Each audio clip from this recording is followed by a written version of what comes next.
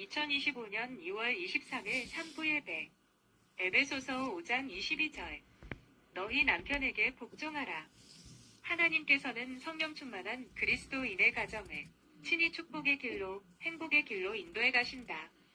하나님은 단순히 교회 공동체 안에서만 그리스도인을 인도하시는 것이 아니라 그들의 가정과 부부의 관계 속에서 함께 하시며 그들에게 법을 주시고 순종하게 하심으로써 돌보아 주신다. 하나님이 법을 주시는 곳에는 반드시 하나님의 복과 질서가 있다.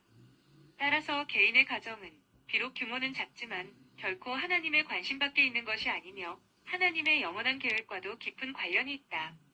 부부 관계는 인간 사회에서 가장 작은 단위이지만 하나님 나라를 구성하는 기초이므로 매우 중요한 것이다.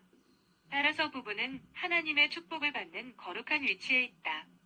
하나님께서는 모든 성도에게 상호 복종이라는 원칙을 주셨다. 이 원칙은 교회뿐만 아니라 가정에서도 적용되어야 하며 이를 통해 가정에 큰 변화가 일어난다.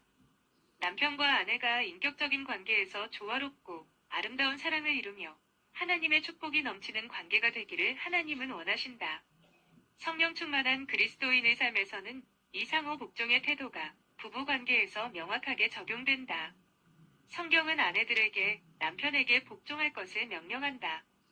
여기서 복종의 의미는 단순한 강요나 억압이 아니라 자발적으로 상대의 유익을 위해 자신의 권리를 내려놓는 것이다.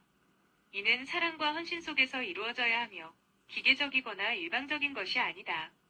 그러나 현대 사회에서는 복종이라는 개념이 성차별적이라는 오해를 받으며 받아들이기 어려운 개념이 되었다. 하지만 성경에서 말하는 복종은 인간 사회의 억압적인 구조와는 차원이 다르다. 인류의 역사는 대부분 남성 중심적인 형태로 발전해왔으나 오늘날에는 여성의 인권과 평등이 강조되는 시대적 변화가 되었다. 이러한 변화 속에서 성경적 원칙이 시대에 뒤떨어졌다고 여겨질 수도 있다. 그러나 하나님의 말씀은 변하지 않으며 우리가 성경의 본질적인 의미를 깊이 이해하고 받아들이는 것이 중요하다. 성경은 남녀가 동등한 하나님의 형상으로 창조되었음을 강조하고 있다. 남성과 여성이 하나님 앞에서 영적으로 동등하며 그리스도 안에서 하나인 것이다. 그러나 하나님은 역할과 기능 면에서 차이를 두셨으며 이를 통해 가정과 사회의 질서를 유지하신다. 남편은 아내의 리더로서, 아내는 남편에게 순종하는 질서 속에서 가정이 운영되도록 하셨다.